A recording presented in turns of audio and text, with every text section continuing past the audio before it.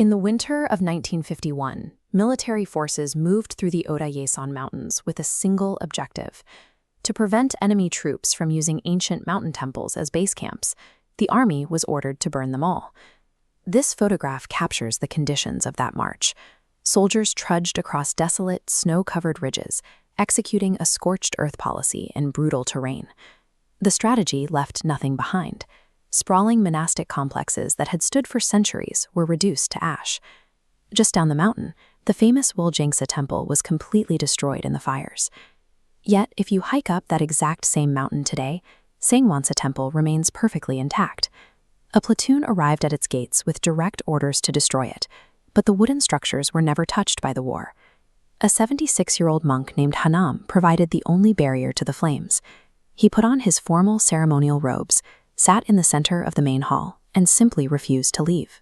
To understand why a heavily armed platoon walked away from an easy target, we have to look at what that monk spent his life teaching.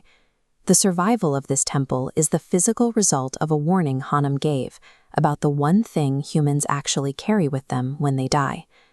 25 years before that winter, in 1926, an aging woman made the 5-day trek up into these mountains. Court Lady Kim entered the royal palace at 13, spending 50 years with her existence defined by one job: serving the Korean king. In April of that year, the monarch she had dedicated her life to passed away. A massive funeral procession filled the city streets, marking the definitive end of a 500-year dynasty. The world Court Lady Kim belonged to had vanished. This loss drove her to find Monk Hanam. She arrived at the temple carrying a small bundle and presented him with a bleak reality.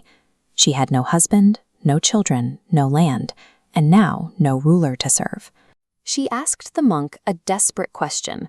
When everything you served and owned is gone, what is actually left?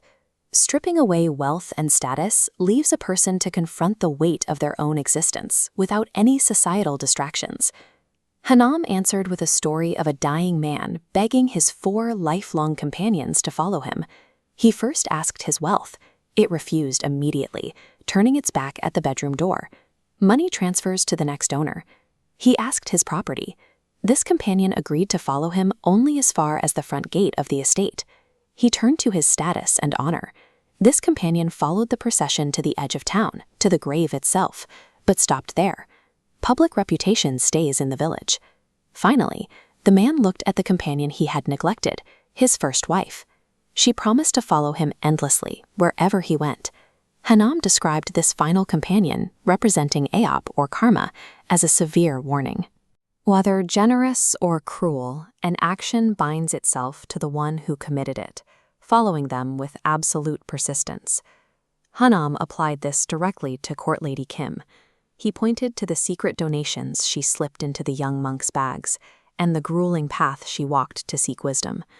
Those actions were her inescapable karma. Our actions create a permanent, structural reality that persists long after our titles and property have been stripped away. In 1951, that philosophy was tested. An unnamed soldier burst into Sangwonsa to burn it, only to find Hanam seated calmly in his ceremonial robes. Hanam issued a challenge. He told the soldier to fulfill his duty by lighting the fire, while the monk fulfilled his duty by protecting the temple. The officer stood in the dead of winter, torch in hand, paralyzed. Military orders demanded fire. The monk demanded a different kind of duty. The officer chose between a military order and a permanent consequence. Burning the monk would satisfy his superiors, but he would carry the weight of that destruction for the rest of his life. The soldier ordered his men to rip the wooden doors off the temple and burn them in the courtyard. They followed the letter of the command to use fire, but they spared the monk and the structure itself. The officer gave the monk a final salute and walked down the mountain. His name was never recorded in military history. We will never know if that soldier gained wealth or rank in the years that followed, but the karma he built that night is the physical temple still standing quietly on that mountain today.